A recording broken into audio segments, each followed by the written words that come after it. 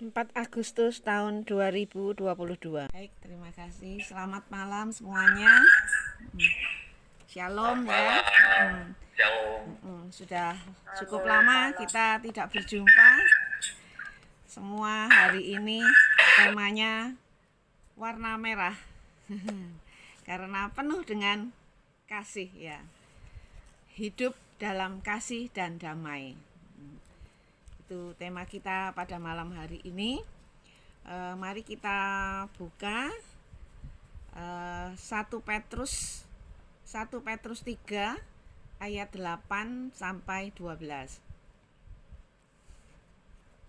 Mungkin ada yang mau membacakan, silahkan. 1 Petrus 3 ayat 8 sampai 12. 1 Petrus 3 ayat 8 sampai dengan 12. Ya. Kasih dan damai. Dan akhirnya, hendaklah kamu semua seia sekata, seperasaan, mengasihi saudara-saudara, penyayang dan rendah hati. Dan janganlah membalas kejahatan dengan kejahatan, atau caci maki dengan caci maki.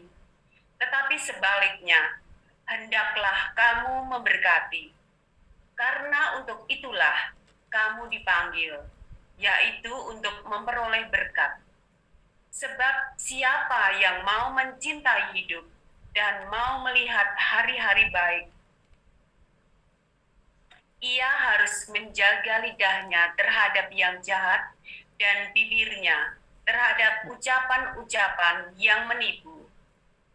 Ia harus menjauhi yang jahat dan melakukan yang baik. Ia harus mencari perdamaian dan berusaha mendapatkannya. Sebab mata Tuhan tertuju kepada orang-orang benar dan telinganya kepada permohonan mereka yang minta tolong. Tetapi wajah Tuhan menentang orang-orang yang berbuat jahat. Demikianlah sabda Tuhan. Syukur kepada Allah. Terima kasih Bu Lasti. Ya, kembali kasih. Ya, ini sebetulnya sudah sangat jelas di sini ya. Kasih dan damai. Dan tadi di ayat ini semua kayaknya juga ada sudah ya. Mata Tuhan tertuju kepada orang-orang benar dan telinganya kepada permohonan mereka yang minta tolong. Dari kesaksian tadi semuanya kayaknya dikabulkan ya. Ya, puji Tuhan. Tuhan kita benar-benar ada dan hidup. Hidup bersama dengan kita. Memberikan kasih dan damainya kepada kita. Nah, sekarang kita coba, kasih itu apa sih? Nah, kasih itu apa? Kita akan bisa nanti di 1 Yohanes 4 ayat 8 ya. Barang siapa tidak mengasihi, ia tidak mengenal Allah. Sebab Allah adalah kasih. Nah, kemudian kenapa kita harus mengasihi? Nah, kenapa kita harus mengasihi? Yang pertama adalah karena Allah mengasihi kita terlebih dahulu. Siapa dulu yang mengasihi? Allah atau kita? Allah kan? Ya Allah. Allah dulu mengasihi kita, baru kita mau membalas. Kadang-kadang kita juga tidak membalas kasihnya Tuhan itu. Betul ya? Nah, itulah kita yang kadang tadi sudah muncul ada egoisnya. Itu diri kita yang sebenarnya. Tapi Tuhan begitu tulus, begitu mengasihi kita luar biasa sampai memberikan nyawanya, darahnya dan semua yang ada pada dirinya diberikan kepada kita semua.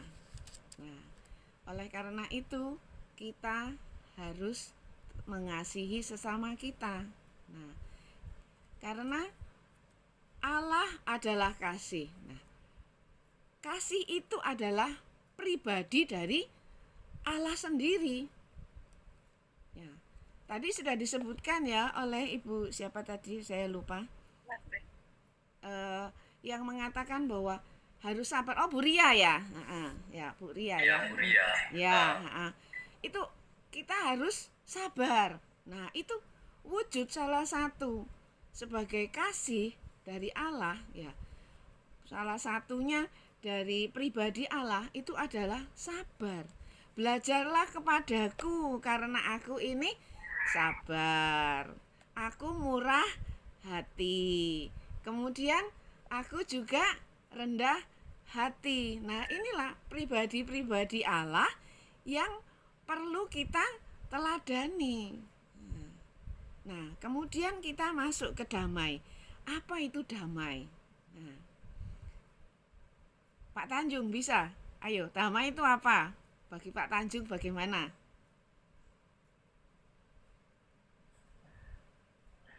Damai adalah suatu perasaan tenang karena Tuhan. Itu menurut saya. Ya, memang damai itu adalah suatu keadaan dalam kehidupan kita yang harmoni. Jadi tidak ada kekacauan, tidak ada pertengkaran, dan semua rasanya kayaknya nyaman ya. Tidak ada permusuhan, tidak ada dendam, tidak ada pertengkaran. Nah, itulah damai, nyaman, rasanya kita hati ini plong ya. Nah, dari kita semua ini, apakah membutuhkan yang namanya kasih dan damai itu?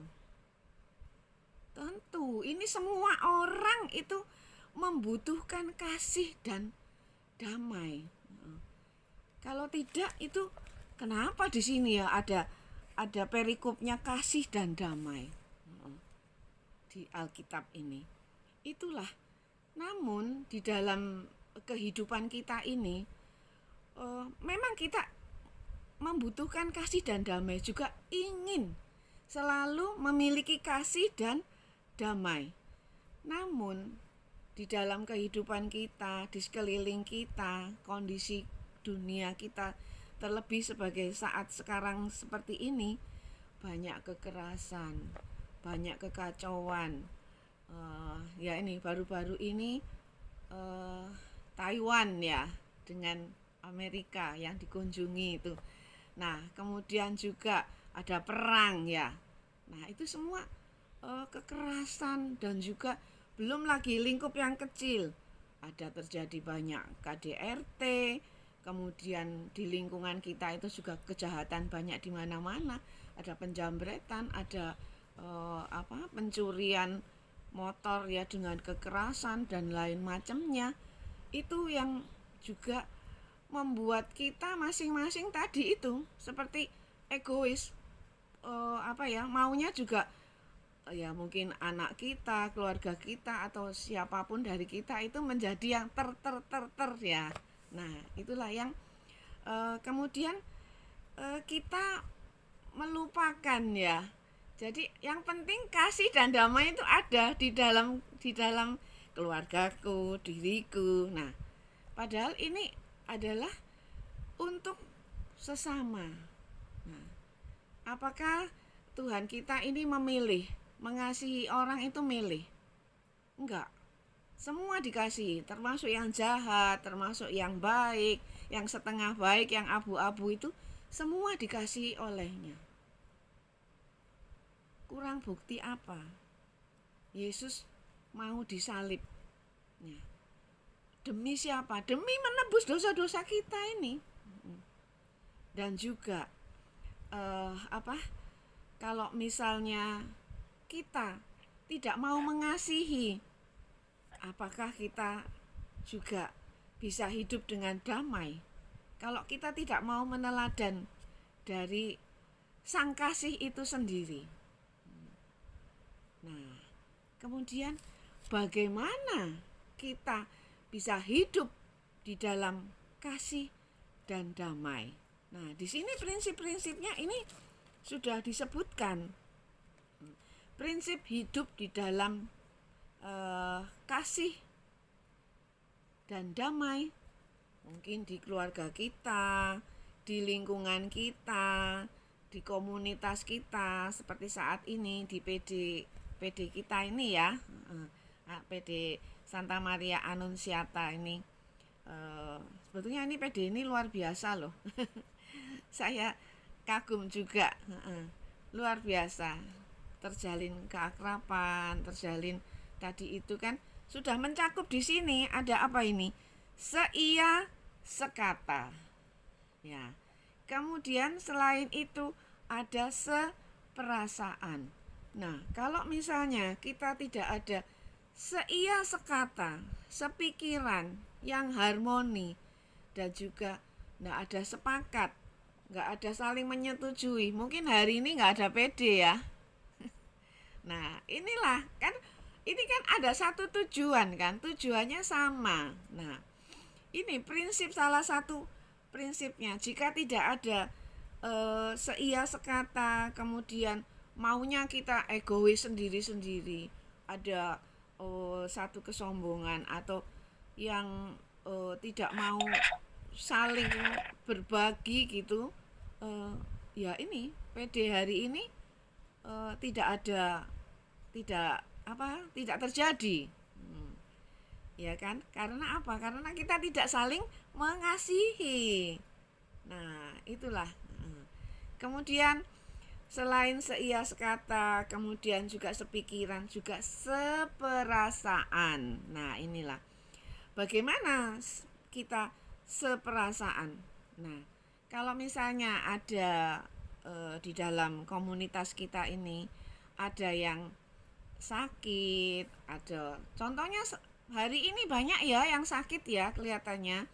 Nah, itu kita berempati, ikut merasakan. Kalau seperti sekarang gini, kayaknya ada yang kurang ya, karena Bu Vero juga nggak ada, kemudian Bu Ita lagi di rumah sakit dan lainnya, kayaknya ada yang kurang gitu ya. Rasanya kok gimana gitu.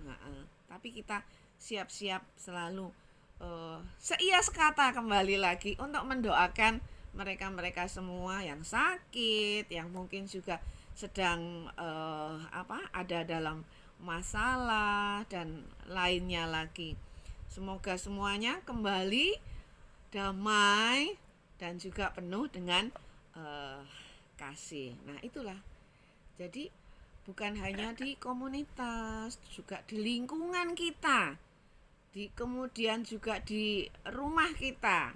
Nah, ini kita juga harus di dalam keluarga ini harus ada kasih dan damai. Sebab kalau tidak ada kasih, Paulus mengatakan seperti gong ya yang berbunyi, ataupun seperti canang yang bergemerincing, tapi nggak ada isinya, hanya suara aja. Kita perlu untuk melakukan tindakan. Nah, seperti saat ini kita mendengarkan firman, kemudian ditanamkan dalam hati kita, tapi bukan hanya untuk diri kita sendiri, tapi kita juga harus menjadi pelaku firman yang sejati. Jadi itu kita harus melakukan. Nah, kemudian itu apa? Yang ketiga, kita harus mengasihi. Nah, di sini kan dikatakan mengasihi saudara-saudara kita. Saudara-saudara kita ini siapa ya? Sesama kita semua ini. Jadi memperlakukan orang lain layaknya sebagai saudara sendiri. Nah, kemudian kita saling melengkapi. Nah, contohnya seperti hari ini, ya Pak Tanjung sebagai WL singer, kemudian ada Bu Lasti yang mengkomunikasikan, juga nanti ada Bu Erna ya, juga ada yang lainnya saya nggak hafal siapa lagi. Itu kan semua saling melengkapi, ya. Jadi mungkin yang pas di sini adalah ya Pak Tanjung bisa main organ, kemudian juga suaranya suara emasnya ya, seperti suara malaikat. Nah, itu juga yang lain ya, meskipun suaranya sekarang lagi ada kendala ya, lagi kurang nyaman, enggak apa-apa. Tapi itu Tuhan pakai. Semua saling melengkapi. Nah, inilah perpaduan yang harmoni. Ini bisa jadi satu perasaan, seia sekata, satu pikiran membuat kita semua menjadikan satu keharmonisan. Nah, akhirnya PD ini berjalan dengan baik. Nah, kemudian kita harus mengasihi saudara-saudara kita yang tidak hanya juga kita melengkapi, tapi kita juga di sini saling menjaga, kemudian saling melindungi, saling mendoakan. Nah, ini adalah salah satu perbuatan belas kasih kita. Nah, ini jangan lupa, kita mempunyai 7 perbuatan belas kasih rohani dan 7 perbuatan belas kasih jasmani.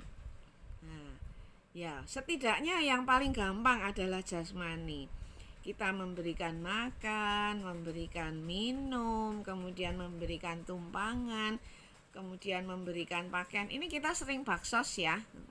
Kalau makan, minum, pakaian, nah itu sering ya kita di baksos itu. Juga ini kita juga mengunjungi orang yang sakit, mungkin orang yang juga kurang mampu ya. Kemudian ini juga kita mengunjungi ke penjara. Kemudian juga kita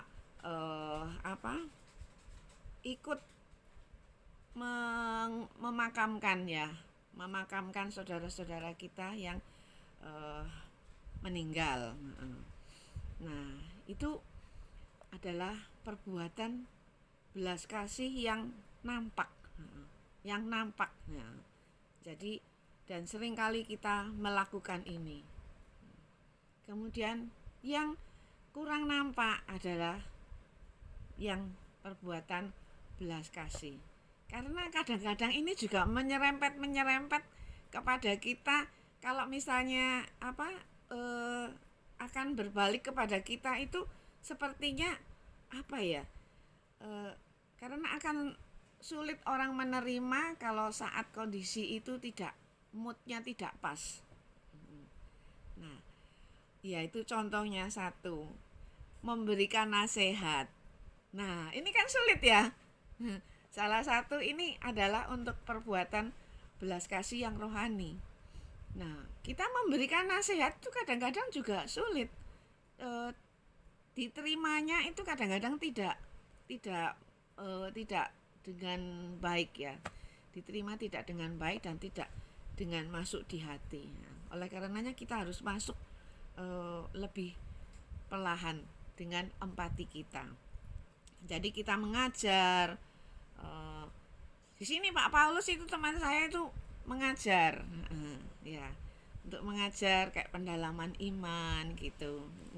Nah ini juga salah satu perbuatan belas kasih, memberikan nasihat, kemudian menghibur, membesarkan hati bagi teman-teman kita yang sedang dalam kesusahan atau kesulitan, dan juga kita. Nah, yang berat lagi ini mau mengampuni. Nah, apalagi kalau mengampuni yang satu rumah dan terutama pasangan kita. Waduh, loro hati nih, yo. Betul ya, Pak ya. Nah, itu rasanya kalau mengampuni, kalau mungkin orangnya enggak kelihatan, jauh di sana, enggak tahu di mana, itu mungkin lebih mudah daripada kita yang suami, istri gitu. Waduh, ini rasanya berat ya. Nah, itulah. Ya, kemudian kita juga mendoakan, baik itu yang masih hidup maupun yang sudah meninggal. Nah, itu perbuatan belas kasih yang harus kita lakukan. Nah, kemudian di sini disebutkan juga penyayang. Waduh, ya apa ya? Suami maupun istri ini kalau pasangan kita menyayangi sahabat kita, menyayangi sesama kita, tidak boleh cemburu loh ya. Karena ini adalah juga pribadi Allah dan memang ini diminta oleh Tuhan sendiri bahwa kita harus menjadi penyayang. Nah, Penyayang itu ya apa ya? Empati berarti kita harus mesra. Kita harus ramah, lemah lembut gitu. Nah, ini apa ya? Penuh belas kasih, dan belas kasihnya tadi itu yang 7 dan 7 ya. 7 plus 7 itu kita lakukan. Itu apa ya? Dengan hati ya. Jadi dengan hati, bukan hanya label aja. Nah, kemudian yang diminta lagi apa? Rendah hati. Nah, jangan menganggap diri kita ini lebih tinggi daripada sesama kita. Kemudian kita menyombongkan, mungkin yang kelihatan itu dari harta kita, mungkin kepandaian kita, mungkin dari kecantikan kita, kegantengan kita, dan lain macam sebagainya ya. Nah, di sini kita semua di hadapan Tuhan, mau cantik, mau ganteng, mau pandai, mau kaya, mau miskin, semua di hadapan Tuhan adalah sama. Yang membedakan itu adalah perbuatan kita nanti. Nah, di sini yang tercatat. Nah, nanti waktu kita kembali ke sana, kita timbangannya gimana ya? Nah, apakah di tubuh kita ini masih banyak yang hitam-hitam? Nah, apakah kita masih perlu disikat dulu, dibersihkan? Nah, apakah kita masuk ke api pencucian? Nah, itu kalau api penyucian kita ini, ya itu kita belum, sebetulnya sudah masuk di surga, tapi belum layak ketemu dengan Tuhan. Nah, karena kalau kita face to face, berhadapan muka dengan Tuhan, kita benar-benar juga harus sama kudusnya dengan Tuhan. Nah, sama bersihnya. Nah, itulah. Kemudian bagaimana kita bisa membawa damai bagi sesama kita. Nah, apakah kita sudah membawa damai bagi sahabat-sahabat kita? Nah, kemudian apakah kita sudah menciptakan juga kedamaian di dalam komunitas kita? Nah, jika memang ada persoalan, ada permasalahan, itu kita harus menyamakan kacamata kita. Karena tadi dikatakan di sini kita harus seia sekata, seperasaan, dan juga kemudian kita harus mengasihi, kita harus penyayang. Nah, seandainya ini semua benar-benar kita lakukan dengan hati, saya yakin sih nggak ada pertengkaran lagi, karena semua sudah saling mau memahami, saling melengkapi ya. Kayaknya tidak akan ada pertengkaran, karena kita menanggalkan keegoan kita, egois kita tanggalkan. Juga tadi maunya menang sendiri itu sudah kita tanggalkan. Nah, juga kita tidak dengan kekerasan. Ya, itu semua untuk tujuan kebersamaan. Nah, seandainya ada terjadi persoalan, itu artinya Tuhan mengizinkan supaya kita bisa naik kelas. Nah, jadilah kita pembawa damai. Nah, di puji syukur itu ada loh nomor 212 kalau nggak salah, itu satu doa yang luar biasa bagus. Jadikanlah aku pembawa damai di saat tidak damai, di saat ada kesedihan, di saat ada pertengkaran dan lain macamnya. Nah, perlu mungkin nanti bisa ditutup dengan doa ini. Bu Lasti ya, nanti yang menutup doa atau siapa, ada di puji syukur itu nomor 212 kalau nggak salah, atau nomor berapa ya.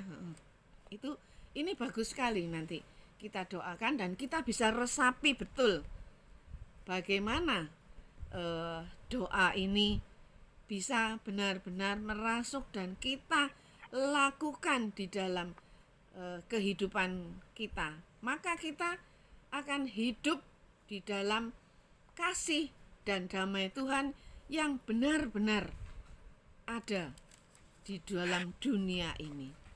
Nah, tetap teguh mempertahankan jati diri kita sebagai anak Allah yang tidak terbawa oleh arus dunia dan kekacauan dunia, tetapi kita dituntut untuk memancarkan wajah kasih Allah. Mari kita tetap berjuang dan menjaga kekudusan kita, keharmonisan kita, dan juga apa yang tadi kita sudah dengar, seia sekata, seperasaan, dan lainnya.